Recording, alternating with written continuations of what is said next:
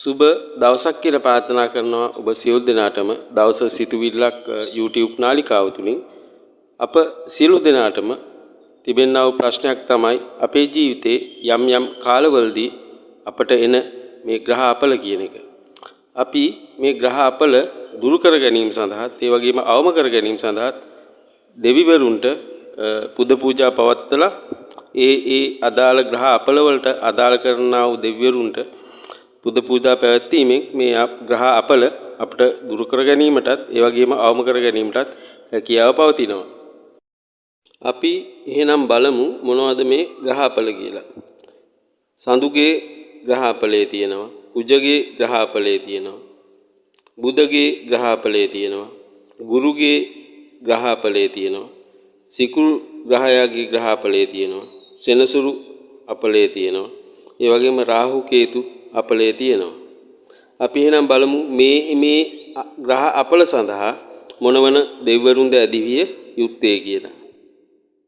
සඳුගේ අපලේ සඳහා පත්තිනි මෑණියන් හා විෂ්ණු දෙවියන් හට පුද පූජා පවත්වලා බාරහාර වෙලා මේ ග්‍රහ අපලය දුරු කරගන්නත් ඒ වගේම ග්‍රහ අපලය අවම කර ගැනීම සඳහා කටයුතු කරන්න පුළුවන්.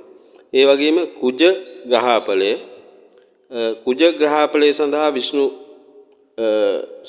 කතරගම දෙවියන් ඒ කියන්නේ ස්කන්ධ කුමාරයාට ඇදහිීම් කරලා පුද පූජා පවත්වලා මේ ග්‍රහ අපලය දුරු කරගන්න අවම කරගන්න අපිට හැකියාව තියෙනවා. ඒ වගේම බුද්ධගේ ග්‍රහ අපලය සඳහා ශ්‍රී විෂ්ණු දෙවියන්ට පුද පූජා පවත්වලා කන්නලව් කරලා මේ ග්‍රහ අපලය දුරු කර ගැනීම සඳහාත් අවම කර ගැනීම සඳහාත් අපිට කටයුතු කරන්න පුළුවන්. ඒ වගේම පවත්නා තවත් ග්‍රහ අපලයක් තමයි ගුරුගේ ග්‍රහ අපලය කියන්නේ.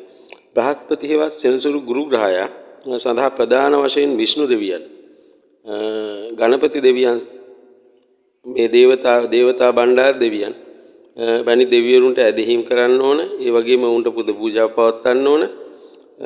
පුද පූජා පවත්වලා මේ ග්‍රහ අපලය දුරු කරගන්නත් ඒ වගේම අවම කරගන්නත් හැකියාව තියෙනවා. ඒ වගේම සිකුරු ග්‍රහ අපලය. සිකුරු ග්‍රහ අපලය සඳහා ඇත්තටම පත්තිනි මෑණියන් හෝ ලක්ෂ්මී මෑණියන් සඳහා පුද පූජා පවත්වන්න ඕන. ඒ වගේම කන්නලව් කරන්න ඕන. එමගින් මෙම ග්‍රහ අපලය සිකුරු ග්‍රහ අපලය දුරු කරගන්නත් අවම කරගන්නත් හැකියාව පවතිනවා.